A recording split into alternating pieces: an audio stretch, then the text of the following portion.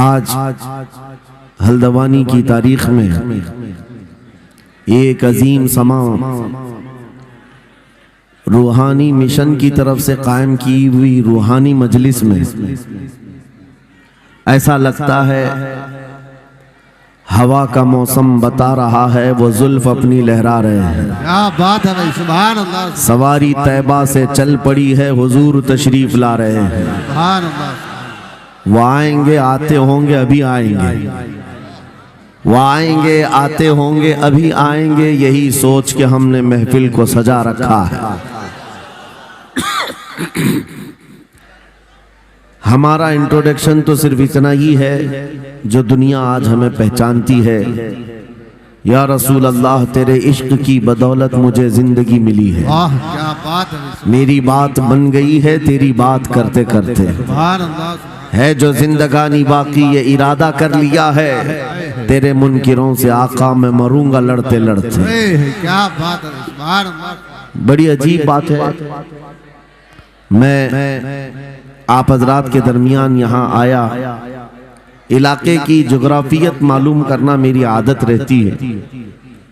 इत्तिफाकी बात है, मौलाना शाहिद साहब अजहरी ने ये मुझे बताया कि ये चौक भी मुजाहिद चौक कहलाता है। सुभान अल्लाह। और यकीनन यहाँ मुजाहिदीन को होना भी चाहिए,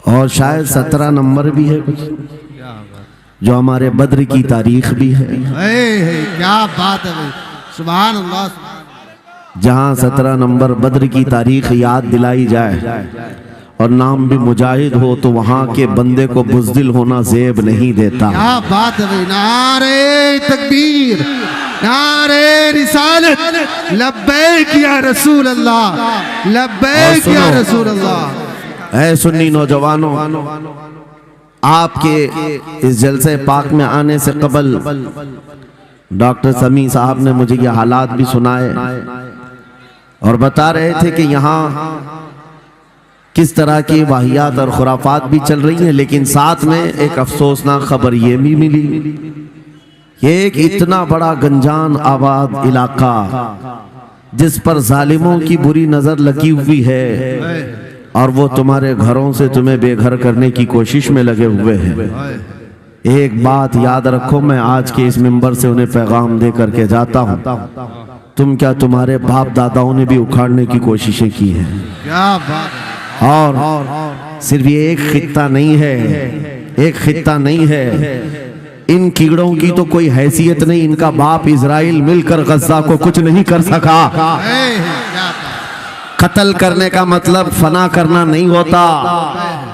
इजराइल जैसी जालिम ताकत, जिसके पास सुपर पावर ताकतें, पेट्रोट मिसाइल भी हैं, दादा अमेरिका साथ में खड़ा हुआ है, यूरोपीय यूनियन साथ में खड़ी है, और निहत्ते कंकरियां लेकर खड़े होने वाले बच्चों का मुकाबला कर रहे हैं। और एक दो नहीं, 10,000 से ज्यादा कत्ल भी कर डाले, बच्चों को मार भी दिया, लेकिन पेट नहीं भरा, डर खत्म ही नहीं हुआ। वो डर अभी भी खत्म नहीं हुआ। हजारों को कत्ल तो कर लिया, लेकिन रात की नींद और चैन अभी भी बेकार है, गारत है, क्योंकि उन्हें अंदाजा है इस बात का कि इनमें एक भी जिंदा बाकी रह गया तो कल का वो सलाहुद्दीन बन सकता है। क्या बात। तारीख दोहराई जा सकती है। तुम्हारे इलाकों को उखाड़ फेंकने और इसको बेघर करने की एक ही साजिश होती है कि ये गुलामाने उम्मते मुहम्मदिया में रसूल पाक सल्लल्लाहु ताला अलैहि वसल्लम की इस उम्मत में कोई शेर बेदार ना हो जाए, वरना कुत्तों की नींद हराम करके रख देगा। क्या बात। मेरे अजीजों, अपनी वैल्यू समझो, अपनी हैसियत समझो।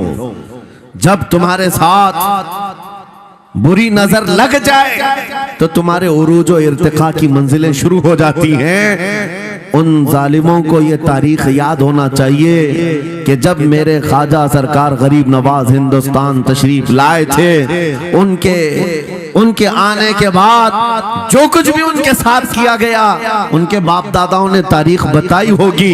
गरीब नवाज को निकालने के लिए, उनकी झोपड़ी उजाड़ने के लिए, उनके खीमे को तोड़ने के लिए, यहाँ तक के सरकार गरीब नवाज जिस दरख्त के नीचे बैठे वहां से उठवा दिया, क्या क्या नहीं किया। लेकिन आज तारीख 800 साल के बाद भी सन्नाटेदार थप्पड़ मार करके बता रही है, जिसको तुम यहाँ से बेघर करने की कोशिश कर रहे थे, अल्लाह ने उसे ऐसा बादशाह बनाया, तुम्हारी हुकूमतें 5 साल के बाद डील डोल होने लगती हैं, और उस मर्द कलंदर की हुकूमत 800 साल से चल रही है, वो भी गर्दनों पर नहीं, लाखों दिलों पर हुकूमत कायम है। क्या बात है भाई, सुभान अल्लाह। कुरान में अल्लाह फरमाता है, वअम्मा मा यनफउन्नास फयमकुतु फिल अर्द, जो लोगों को नफा देता है वो जमीन में बरकरार रहता है। कुरान की आयत पढ़ करके मैं तुम्हें हौसला देता हूँ, तुम्हें यह हौसला देता हूँ। अल्लाह ने कुरान में फरमाया, इन्ना अर्दी वासिआ, मेरी जमीन बहुत कुशादा है, मेरी जमीन बहुत कुशादा है। रब ताला फरमाता है, वलक़द कतबना फी ज़बूरी मिन बादि ज़िक्र अन्नल अर्द यरिथुहा इबादियस सालिहून, हमने ज़बूर में ये लिख दिया है कि हम इस जमीन का वारिस नेक बंदों को बनाएंगे। सुभान अल्लाह। आप इस बात के खौफ में न रहे, इस बात के खौफ में न रहे। अज़ीज़ान गिरामी वक़ार, जो काम तुम्हें करने के लिए कहा गया है वो क्या है? वो एक ऐसा इनकलाब इस जमीन से आना चाहिए, एक ऐसा इनकलाब। आपको मैं एक बात बता दूं, तारीख में जो तुम्हारी सिचुएशन और तुम्हारी हालत के मुताबिक हो, मैं वो बात करने की कोशिश करता हूं ताकि तुम्हारे दिल पर असर हो। आप जिस इलाके में रह रहे हैं, आप यहाँ के हालात बेहतर जानते हैं। वो दिन याद करो जब नबी पाक सल्लल्लाहु तआला अलैहि वसल्लम ने ऐलान नबूवत फरमाया मक्का में, और उसके बाद कुफ्फार और मुशरिकीन का जुल्म शुरू हो गया। गरीब सहाबा को पकड़कर मारते थे। हजरत बिलाल हबशी, हजरत खुबैब इब्न अदी, हजरत खब्बाब इब्न अल-अरद, हजरत ज़ैद बिन दसना, हजरत अम्मार बिन यासिर, ये वो सहाबा हैं जिनको सिर्फ मारा नहीं गया है, आग में तपाया गया है। सब कर लिया। मॉब लिंचिंग मक्का के जालिम करते थे बहुत। और एक दिन ऐसा आया, तवज्जो, मैं जो कहने जा रहा हूं, नबी पाक सल्लल्लाहु तआला अलैहि वसल्लम हरम पाक में दाखिल हुए, मस्जिद हरम में आए।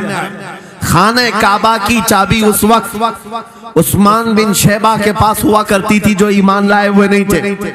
ये हजरत उस्मान गनी नहीं है, वो दूसरे उस्मान है। उस्मान बिन शैबा के पास काबे की चाबी होती थी। हुजूर पाक सल्लल्लाहु अलैहि वसल्लम ने उनके पास आकर के कहा, उस्मान काबे की चाबी दो, दरवाजा खोल के मैं अंदर जाना चाहता हूं। उन्होंने कहा, नहीं, तुम हमारा दीन छोड़े हुए हो, हमारे दीन से तुम बरगश्ता हो, मैं तुम्हें काबे में अंदर आने नहीं दूंगा। किससे कहा? कायनात के आका मौला रसूलुल्लाह। हुजूर ने कुछ नहीं कहा। तवज्जो, मेरे आका ने फरमाया, उस्मान याद रखना, एक दिन ये चाबी मेरे पास होगी, और ये चाबी मैं जिसको चाहूंगा दूंगा, और कयामत तक उससे कोई चाबी छीन नहीं सकेगा। सुभान अल्लाह, सुभान अल्लाह। इतनी बड़ी बात, जबकि मक्का के हालात बहुत अलग थे। जगह जगह सहाबा को मारा जा रहा था और छुप छुप करके इस्लाम की तबलीग की जा रही थी। उस जमाने में मेरे आका फरमाते हैं, उस्मान ये चाबी एक दिन मेरे हाथ में होगी काबे की, मैं जिसे चाहूंगा अता करूंगा, और फिर कयामत तक उससे कोई चाबी नहीं छीन सकेगा। यह हदीस पाक में मौजूद है। उस्मान बिन शैबा कहते हैं, पहले तो मुझे हंसी आई, क्योंकि ये खाने काबा की चाबी की जिम्मेदारी आम नहीं होती, खानदानी है, बरसों से चली हुई विरासत के साथ आती है। और ये इस तरह से मुझे कह रहे हैं कि चाबी इनके पास चली जाएगी। और फिर उस्मान बिन शैबा कहते हैं, इनके हालात देख करके तो लग नहीं रहा था कि चाबी जाएगी, लेकिन जलाल जिस अंदाज में गुफ्तगू हो रही थी, ये देखकर डर भी लग रहा था कि कहीं ये सचमुच चाबी ले तो नहीं लेंगे। फिर उस्मान बिन शैबा कहते हैं, वो हालात भी आ गए कि जब रसूलुल्लाह हिजरत करके चले गए मक्का से, सहाबा भी घर बार छोड़कर चले गए। उस्मान बिन शैबा कहते हैं अब तो दिल मेरा चौड़ा हो गया, कहां मुझसे चाबी लेने की बात कर रहे थे, कहां इनका घर भी नहीं बचा, घर भी छोड़कर जाना पड़ा। अगर कल तुम्हारा घर छोड़कर जाना पड़े तो मेरी ये बात याद रखना, इस हदीस को याद रखना। हुजूर पाक हिजरत करके चले गए, सहाबा भी अपने घर बार सब छोड़कर मदीने चले गए। उस्मान बिन शैबा कहते हैं अब तो मेरा सीना चौड़ा था, कहां ये चाबी की बात करते थे, कहां अपना घर भी नहीं रख सके। साल गुजर गया, 2 साल गुजर गए, 3 साल गुजर गए, 4 साल गुजर गए, 5 साल गुजर गए, 6 साल गुजर गए। हिजरत के बाद फिर वो दिन आ गया जब नबी पाक सल्लल्लाहु अलैहि वसल्लम 10,000 सहाबा के साथ 20 रमजानुल मुबारका को मक्का में फातह मक्का बनकर दाखिल हो रहे हैं। सुभान अल्लाह, सुभान अल्लाह। 6 साल के बाद वापसी है जब हुजूर तशरीफ लाए। मक्का की गलियों में अब मुकाबला करने की किसी की हिम्मत नहीं थी, ताकत नहीं थी। हुजूर पाक जैसी हरम मक्का में दाखिल होते हैं, सारे इधर उधर छुप करके भाग रहे थे जिन्होंने जुल्म किया था अपने दौर में। कोई इसके घर भाग रहा है, कोई उसके घर भाग रहा है। वो दिन आएगा, याद रखो, वो दिन याद रखना। कुफ्फारे मक्का भाग रहे थे, जान बचा रहे थे, और मेरे आका काबे के पास खड़े होकर के ऐलान कर रहे थे आज तुम्हारी जान बख्श दी गई है, आज तुम्हारे लिए रहमत का दिन है, हम आज किसी के साथ मुकाबला नहीं करेंगे।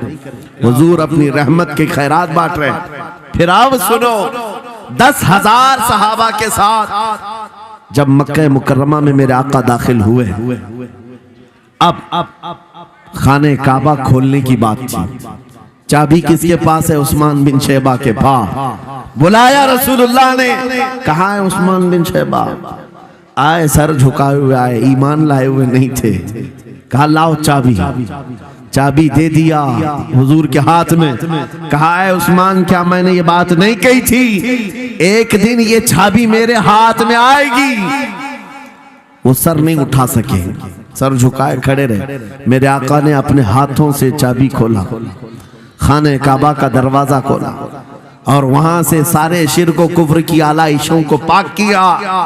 फिर उसके बाद चाबी बंद करके, अब सुनो, मेरे आका बाहर आए और फरमाया आज मैं ये चाबी ऐसे आदमी के हाथ में दूंगा जिससे कयामत तक कोई छीन नहीं सकेगा। क्या बात है, सुभान। कितना बड़ा फरमान है मेरे आका का। सुभान। हुजूर ने जब ये फरमाया तो जो बड़े बड़े सहाबा थे उनके दिलों में ख्वाहिश थी काश चाबी हमें मिल जाए, हमारे खानदान में चलती रहे। वहां सिद्दीक अकबर भी हैं, फारूक आजम भी हैं, उस्मान इब्न अफ़्फ़ान भी हैं, हैदर कर्रार भी हैं, रिदवानुल्लाहि अलैहिम अजमाइन। सब सहाबा के दिल में ख्वाहिश थी ये चाबी हमें मिल जाए। मेरे आका सल्लल्लाहु अलैहि वसल्लम ने सबकी तरफ देखा और फिर आयत पढ़ी, इन्नल्लाह यअमुरुकुम अन तुअद्दुल अमानाति इला अहलिहा। बेशक अल्लाह तुम्हें हुक्म देता है अमानत उसके अहल के सुपुर्द कर दो। ये आयत पढ़ करके मेरे आका फिर उन्हीं शख्स को बुलाते हैं जिनके पास पहले से चाबी थी। उस्मान बिन शैबा, करीब आओ, करीब आओ। वो कहते हैं मेरी तो हालत गैर थी, आज तो मैं मुजरिम बनकर के आया था, कैदी बनकर के आया था, मुझे तो आज मारा जाना था, ईमान लाए हुए नहीं थे। हुजूर ने कहा ये चाबी वापस मैं तुमको ही देता हूँ और सुबह कयामत तक ये तुम्हारे खानदान में रहेगी। सुभान अल्लाह। इतना कहना था, उस्मान बिन शैबा ने पुकार कर कहा ला इलाहा इल्लल्लाहु मुहम्मदुर रसूलुल्लाह। क्या बात है, सुभान। मेरे अजीजों आज भी जाकर देख लेना, दसियों बादशाह आए होंगे, सैकड़ों हुकूमतें बदल गई होंगी, खाने काबा की चाबी आज भी उस्मान बिन शैबा के खानदान में ही मौजूद है। वो सहाबी रसूल। मैं ये हदीस इसलिए आपके सामने अर्ज किया, तुम उस रसूल के उम्मती हो, उस रसूल के उम्मती हो जिन्हें एक बार ललकार करके चैलेंज कर दिया गया था कि काबा की चाबी नहीं देंगे। मेरे आका सल्लल्लाहु अलैहि वसल्लम ने अपने जलाल और जमाल के संगम के साथ ऐलान फरमाया था, ये चाबी मेरे हाथ में होगी। आज उस हबीब कायनात रसूल कायनात सल्लल्लाहु अलैहि वसल्लम की उम्मत को मैं ये हदीस सुना करके अर्ज कर रहा हूँ, हालात अगर मक्का जैसे आ गए तो नर्वस मत हो जाना, हमारा घर लुट जाएगा, हमारी चाबियां चली जाएंगी, हमारे कुवाड़ दरवाजे बंद हो जाएंगे। उस नबी को याद करना, आका आपका उम्मती अगर बेघर किया जा रहा है, आपकी तरफ से मदद आ जाए और आएगी, मेरा यकीन है मदीने से आवाज आएगी। आज ये जालिम कुत्ते अगर तुम्हारा दरवाजा बंद करते हैं, इंतजार करो, इंतजार करो, कुछ देर की खामोशी है, फिर शोर आएगा। आज कुत्तों का वक्त है, कल हमारा दौर आएगा। नारे तकबीर, नारे रिसालत, अज़मते रसूल, शाने रसूल, फैजाने औलियाए इकराम, फैजाने आशिक़े रसूल। बात सिर्फ इतनी है कि हम छोटी छोटी तकलीफों से बिलबिला उठते हैं और हम सबर की तरफ नहीं देखते। हमें हालात आज हिला दिए जाएंगे, झिझोड़ दिए जाएंगे। कुरान पाक में रब ताला फरमाता है, अम हसिबतुम अन तदखुलुल जन्नह वलम्मा यातिकुम मसलुल लदीन खलौ मिन क़ब्लिकुम मस्सतहुमुल बअसाउ वद्दर्राउ वज़ुलज़िलू हत्ता यक़ूल अर्रसूलु वल्लदीन आमनू मअहु मता नस्रुल्लाह अला इन्न नस्रल्लाहि क़रीब। मेरा रब फरमाता है, क्या तुम ये सोच कर बैठे हो कि ऐसी ही जन्नत में दाखिल हो जाओगे और पहले वालों को जिस तरह तकलीफें आई तुम्हें नहीं आएंगी? उनको हिला दिया गया था, यहाँ तक कि रसूल ने भी और उनके साथ ईमान वालों ने भी ये कह दिया, ये कहने लग गए अल्लाह की मदद कब आएगी? आगाह हो जाओ, अल्लाह की मदद बहुत करीब है। कुरान की आयत है। तुम अगर ये गुमान करके बैठे हो कि यूं ही जन्नत में चले जाए, हाँ यूं ही हम सारी मंजिलें तय कर लेंगे, जिसका जितना ईमान होगा उतना वो आजमाया जाएगा, उतने इम्तिहानात से गुजारा जाएगा। आज ऐ नौजवानों, तुम्हारे इम्तिहान का वक्त करीब आने वाला है। तुम्हें क्या करना चाहिए? क्या करना चाहिए? इम्तिहान देने के लिए तैयार रहना चाहिए, वरना हवाओं की कीड़े मत बनना। आज हवा उनकी चल रही है तो उनकी जय जय करेंगे, कल इनकी चल रही है इनकी जय जय करेंगे। ईमान वालों की ये मेयार नहीं है। जो ईमान वाला है वो हर आंधी में डटा रहता है, जमा रहता है। खालिद बिन वलीद को याद करो, एक लश्कर लेकर के वो एक इलाके में गए थे। तवज्जो है नौजवानों, हम मैं देख रहा हूं बहुत सारे खड़े हुए हैं और बैठे हुए भी हैं। जो जैसा है वहीं जमा रहेगा, क्योंकि ये महफिल रसूल है, महफिल रसूल है।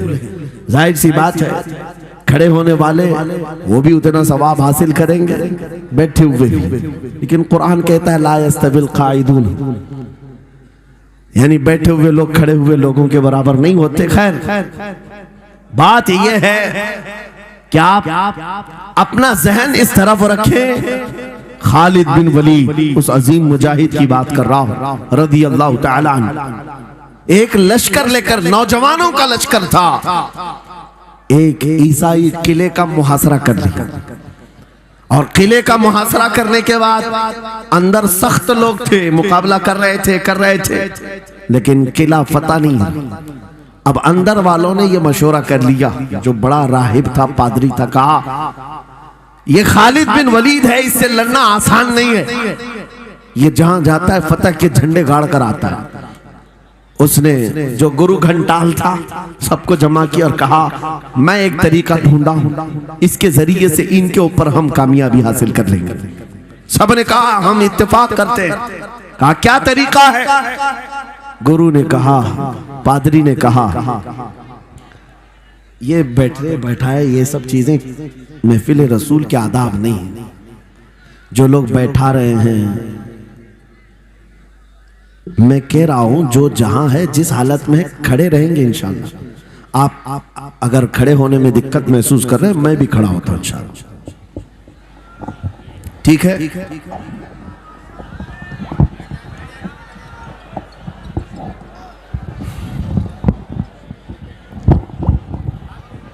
सुभान अल्लाह।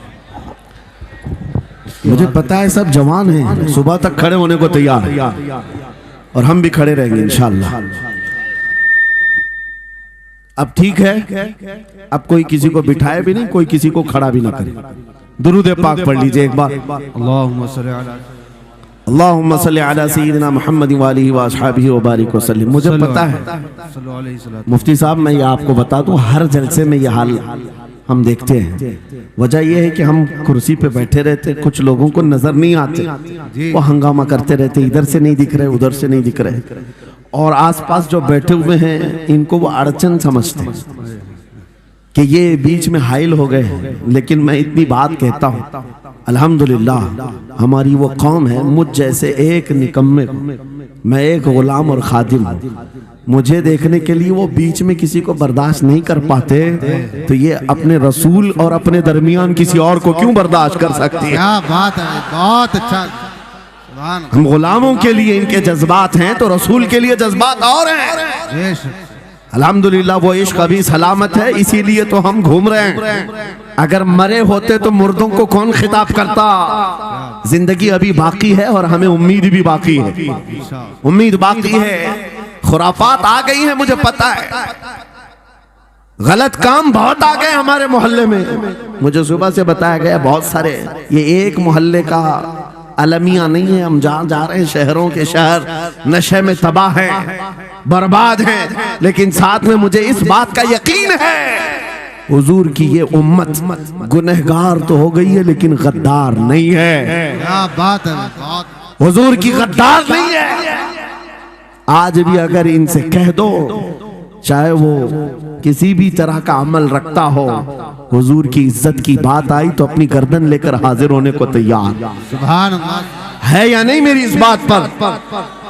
सुनो, खालिद बिन वलीद जब किले का मुहासरा कर चुके हैं, ईसाई पादरी ने अपने सारे साथियों से कहा, हम इनको 3 दिन का टाइम देते हैं कि हम इनको सुलह करने की बात करेंगे, लेकिन मेरी एक शर्त होगी, या अपने नौजवान साथियों को लेकर बाजार से गुजरते हुए आ जाए, अगर सही सलामत इनके सारे फौजी आ गए हम किले की चाबियां दे देंगे। सारे ईसाइयों ने पूछा, क्या करना, क्या चाहते हो? उस पादरी ने कहा, मुल्क की मशहूर खूबसूरत लड़कियों को और जरो जवाहरात को मैं रास्ते पर बिछा दूंगा, नंगी लड़कियों को खड़ा कर रखूंगा।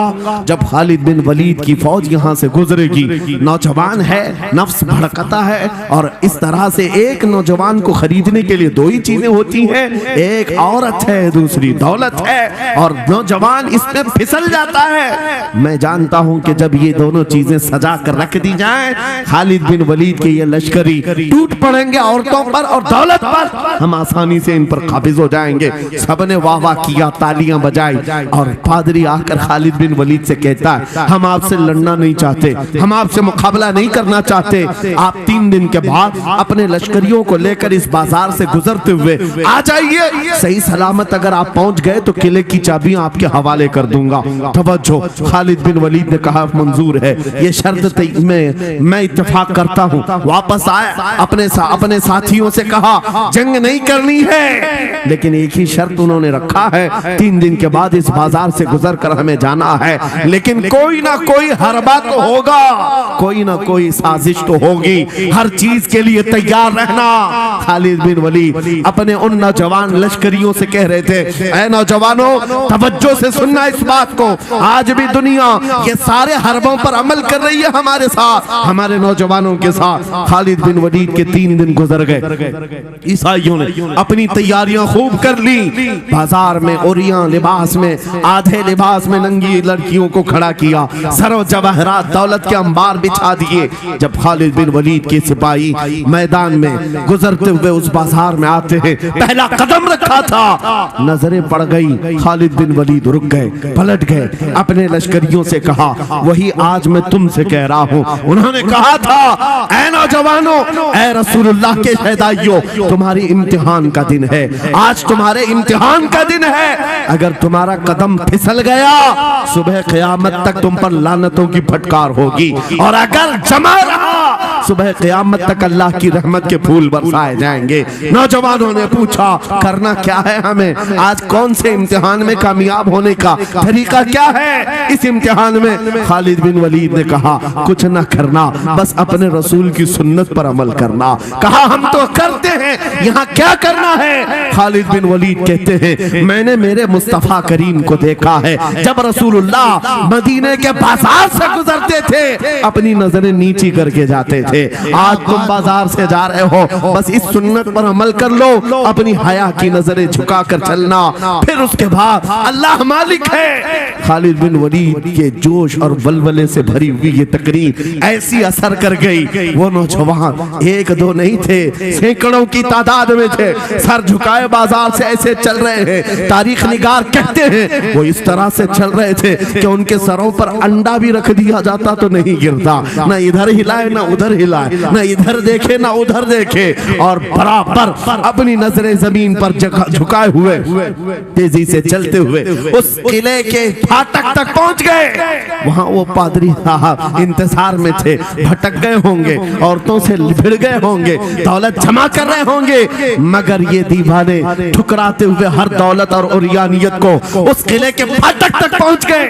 पादरी सामने आया, किले की चाबियां वादे के मुताबिक खालिद बिन वलीद की गोद में डाल दिया और कहा एक बात बताओ ऐ खालिद, एक बात तो बताओ, ये जो तुमने जमात, ये जो तुमने लश्कर जमा किया है सिपाहियों का, ये इंसान है या फरिश्ते हैं, इनके दिल है या नहीं, इनकी ख्वाहिशात है या नहीं, इनके जिस्मों में नफ्स है या नहीं। हमने मुल्क की सबसे खूबसूरत तरीन औरतों को खड़ा कर दिया था, दौलत को बिछा दिया था, इनमें से एक भी उसकी तरफ तवज्जो नहीं किया। खालिद बिन वलीद मुस्कुराकर जो जवाब देते हैं वो हमारा ईमान होना चाहिए। क्या जवाब देते हैं? फरमाते नादान, ऐसा ही उन आंखों को तू खरीदने की कोशिश कर रहा था जिन आंखों में पहले से जमाले मुस्तफा बसा हुआ। क्या बात है, सुभान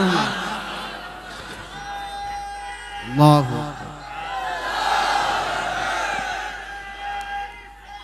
या रसूल,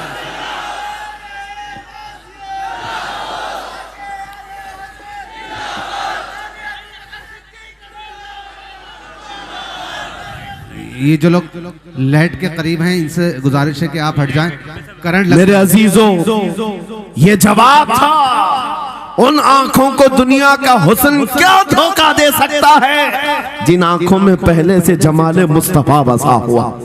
और तारीख ने बार बार ये गुमराह करने की कोशिशें की, एक बार नहीं, दो बार नहीं। कलियुबी में एक हिकायत है, हजरत शहाबुद्दीन कलियुबी ने लिखा है, तीन भाई एक ईसाई बादशाह की कैद में आ गए थे।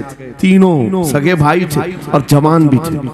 जवान ज्यादा है इसलिए खिताब कर रहा हूं, इसका मतलब ये नहीं है कि बूढ़ों के लिए कोई नसीहतें नहीं। इंसान है, नफ्स है, तो सबके लिए, सबके लिए। तीन जवान कैद में आ गए। बादशाह ने उनको ऑफर दिया कि मेरे दीन में आ जाओ, मैं सिपाही बना लूंगा, वजीर बना लूंगा, मगर वो रसूलुल्लाह के गुलाम थे, मेरे आका के शहदाई थे। कहा इतनी आसानी में तो हम दीन नहीं बेच सकते। तवज्जो है नौजवानों, ये सब तुम्हारे साथ हो रहा है। दौलत तुम्हें दिखाकर, हुस्न तुम्हें दिखाकर अगर दुनिया खरीद सकती है तो लानत है ऐसे तुम्हारी जिंदगी पर, तुफ है। फिर वो कैसा ईमान वाला है, कैसा मुसलमान है जिसने अपने नबी की मोहब्बत को हल्की चीज में बेच दिया। उसका कोई ताल्लुक नहीं है। अला ला ईमान अलिमल्ला मोहब्बत अला, आला हजरत ने लिखा है उसका ईमान ही नहीं जिसके दिल में मेरे आका की मोहब्बत नहीं। क्या बात है, अगर मोहब्बत है तो सौदा नहीं करोगे। तीन भाई एक बादशाह की कैद में आ गए और उनको ऑफर दिया गया, दीन बदल लो, हमारे दीन में आ जाओ, छोड़ देंगे। सख्त थे, जमे हुए थे, डटे हुए थे। कहा नहीं, कहा जल्लाद को बुलाओ, कोड़े मारो। कहा तैयार हैं हम। इतना नहीं, बादशाह इतने गुस्से में था, जल्लाद को बुलाया और कहा एक कढ़ाई लाओ, तेल डालो और खौलाओ। तेल डाल करके खौलाया गया। जब तेल खोलने लगा, इन तीनों में से बड़े भाई को उठाकर तेल में डाल दिया। चलते हुए तेल के अंदर जब उस नौजवान को डाला गया तो फौरन दम जदन में रूह निकल गई, शहीद हो गई। दो भाई देख रहे हैं, अपने बड़े भाई की मौत देख रहे हैं। ये हालात आ गए, ये बातें याद रखना। थोड़ी देर के बाद बादशाह ने दूसरे से कहा, अब बताओ तुम्हारा क्या इरादा है। दूसरे ने कहा, अब तो और भी तुमने सख्त कर दिया इम्तिहान, हम तो अपने नबी को धोखा नहीं दे सकते और ना ही मेरे शहीद भाई को। बादशाह ने दूसरे को उठाया और तेल में डाल दिया, खोलते हुए तेल में डाल दिया, 2 शहीद हो गए। तीसरा जो था वो 22 साल 25 साल के बीच का था। ये भरी जवानी है, अंगारा होता है, हर नौजवान को ये लगता है कि ये दिन हमारे ऐश के हैं। दुनिया में जहां चमकती हुई चीज को देखता है, दिल दे बैठता है, माँ बाप से भाग जाता है, घर बार को छोड़ देता है, उसको हर अच्छी चीज बुरी लगने लग जाती है। ये उम्र बड़ी खतरनाक मंजिल पे आ जाती है। नौजवानों, जो इस उम्र में बच गया इंशाअल्लाह वो आगे भी बच जाएगा, आगे भी बच जाएगा। 22 साल का खड़ियल जवान है जिसके सामने उसके 2 भाइयों को खोलते हुए तेल में डाला गया, उसकी कैफियत क्या होना चाहिए। अब पूछा गया तुम्हारा क्या इरादा है। कहा, इस तरह तुम 100 बार भी तेल में डालोगे तो मैं यही कहूंगा मेरा रसूल मोहम्मद सुभान अल्लाह सल्लल्लाहु अलैहि वसल्लम, हमारे आका मोहम्मद सल्लल्लाहु अलैहि वसल्लम हैं, मैं यही कहूंगा। बादशाह इतने गुस्से में था, कहा कि इसको चीर दो, इसको काट दो। वजीर था बादशाह का चालाक, उसने कहा इसको कत्ल कर देने मार देने से कुछ होगा नहीं, मुझे 1 महीने का टाइम दे, इसको चेंज करके लेके आऊंगा, अगर नहीं लाया तो मेरी जिंदगी दांव पे लग जाए। बादशाह ने कहा ले जाओ, 1 महीने का टाइम है, इसको बदल करके लाओ। वजह यह थी कि उस वजीर के घर में बड़ी खूबसूरत लड़की थी जिसके रिश्ते के लिए बड़े बड़े बादशाहों के शहजादों के पैगामात आते थे। वजीर ऐसा था कि इस एक नौजवान पर अपनी पूरी मेहनत सर्व करना चाहता था। घर लाया, कमरे में रखा, अच्छी ग़िज़ाएं दी, कहा मैं तुझे मारना नहीं चाहता, कुछ नहीं, तू अपनी जिंदगी में मस्त रह। उस नौजवान ने कहा ठीक है। उसके बाद अपनी बेटी को लगा दिया, ए बेटी, तेरे पास तेरे बाप को बचाने के लिए एक ही काम है, इस जवान का दिल जीत करके ले आ, बादशाह से जो चाहे तुझे दिला दूंगा। उस लड़की ने कहा ये तो चुटकी का काम है मेरा।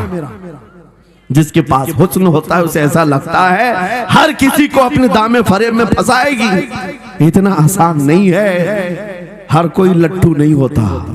रात को जब ये लड़की आती, नौजवान मुसल्ला बिछाता, सजदे में चला जाता, और वो खड़ी रहती बैठी रहती, खड़ी होती बैठी होती, रात गुजर जाती, वो ओंग ओंग कर चले जाती। कितने दिन हो गए, रोजाना वो बात तक नहीं करता, सर तक नहीं उठाता, उसका सजदा लंबा ही होता चला जाए। जब वो चली जाए सजदे से उठ जाए। महीना गुजरने को आया, तंग आ गई, कहा उस जवान को, ए नौजवान, ए पत्थर दिल के लड़के, जरा उठकर एक बार मुझे देख तो ले। मेरे हुस्न को देखने के लिए बादशाहों के शहजादे बेचैन रहते हैं, बड़े बड़ी जगहों से मेरे निकाह के पैगामात आते हैं, मगर मेरे बाप की इज्जत की सलामती के लिए मैं तेरे साथ लगी हूँ। क्या बात है, तुझे गुरूर कितना है, मुझे देखता क्यों नहीं। नौजवान ने सर उठाए बगैर कहा, बस तू अपने मकसद में कामयाब नहीं हो सकती, वापस चली जा, इसलिए कि इन आंखों में एक ही हुस्न बस रहा है, वो आमिना के लाल का हुस्न है। क्या बात है, नारे तकबीर। बस वो एक हुस्न बसा हुआ है और उस हुस्न को धोखा नहीं दिया जा सकता। सुभान अल्लाह। वो खातून के दिल में, उस लड़की के दिल में ऐसी हैबत तारी हो गई, ऐसी हैबत तारी हो गई, कपाने लग गई और खड़े होकर कहने लगी, मैं दिल से गवाही देती हूँ कि तू भी सच्चा है, तेरा दीन भी सच्चा। सुभान अल्लाह, सुभान अल्लाह। उठ जा, मुझे आजाद कर इस तमाम वाहियात जिंदगी से, मैं तेरे साथ आने को तैयार हूँ, तेरे दीन में भी और तेरे निकाह में भी। नौजवान खड़ा हुआ, कहा कि ये ईमान लाई हुई है। उस खातून ने कहा, मैं तेरी बेड़ियां खोलती हूँ, मैं यहाँ से जाने का रास्ता फराहम करती हूँ, दुनिया जिसको फंसाने के चक्कर में थी, अक्सर ये देखा गया है वो खुद अपनी गर्दन मुस्तफा के कदमों में देने को तैयार। क्या बात है। शर्त इतनी है कि मोहम्मद से वफा तूने तो हम तेरे हैं। ये जहां चीज है क्या लौह कलम तेरे हैं। सुभान अल्लाह। सब तुम्हारा हो सकता है, सब तुम्हारा होगा। बस जिंदाबाद, मरहबा। मेरे अजीजों, अब सुनो आगे की बात। कलियू भी फरमाते हैं इन जवानों की हिकायत क्यों सुना रहा हूं, ये आने वाले हालात, आने वाले हालात हैं। कहते हैं रात की तन्हाई में उस खातून ने उस नौजवान की बेड़ियां खोल दी, हुजरे का दरवाजा खोल दिया और उसको लेकर के निकल गई। कहा रास्ता मैं बताती हूँ, सल्तनत की सरहदें मैं उबूर कराती हूँ, फिर तेरी मर्जी, अगर मुझे साथ रखना है तो ले चल अपने दयार में, या फिर छोड़ना है तो छोड़ दे। उस नौजवान ने कहा कि ठीक है साथ चलो। रात के वक्त ये दोनों तन्हा साथ चल रहे थे। ये भागे हुए लोग नहीं है, ये ईमान पर इस्तिकामत वाले लोग, सुभान, ये हुस्न पर फिदा होने वाले लोग नहीं। रात के वक्त जब चल रहे थे, आधी रात गुजरी हुई थी, अचानक घोड़ों के दौड़ने की आवाज आई। बहुत अहम बात कर रहा हूं, घोड़ों के टाप की आवाजें आने लग गई। अब ये दोनों डर करके एक दरख्त के पीछे छुप गए। उन्हें लगा बादशाह को खबर हो गई, बादशाह ने हमें पकड़वाने के लिए पूरी फौज भेज दी है। वजीर को भी पता चल गया होगा। ये डरे सहमे हुए दरख्त के पीछे छुपे हुए थे कि अब क्या होगा इसके बाद। घोड़ों के दौड़ने की आवाज कम होती गई, कम होती गई, और इनके दरख्त के आगे आकर सारे घोड़ों की आवाज रुक गई, सब रुक गए। और ये दरख्त के बाहर सर नहीं निकाल रहे थे। बाहर आई हुई जमात ने इनका नाम लेकर पुकारा, फला बिन फला बाहर आ जाओ। ये नौजवान कहता है जब मैं बाहर आकर देखा, ये बादशाह की फौज नहीं थी, इसके दोनों शहीद भाई पूरी जमात के साथ घोड़ों पर सवार हैं। सुभान अल्लाह। जिनको बादशाह ने खोलते हुए तेल में डाला था, वो घोड़ों पर सवार आ रहे हैं। नौजवान देख करके हक्का बक्का रह गया। पूछा भाईजान आप कैसे आए, आप कैसे आए। उन दोनों भाइयों ने कहा ऐ हमारे नन्हे भाई, क्या तुझे पता नहीं अल्लाह ने फरमाया वला तक़ूलू लिमन युक़तलु फी सबीलिल्लाहि अमवात बल अहयाउ वलाकिन ला तशऊरून। जो अल्लाह की राह में मारे जाएं उन्हें मुर्दा मत कहो, वो जिंदा है, तुम्हें उसका शऊर नहीं।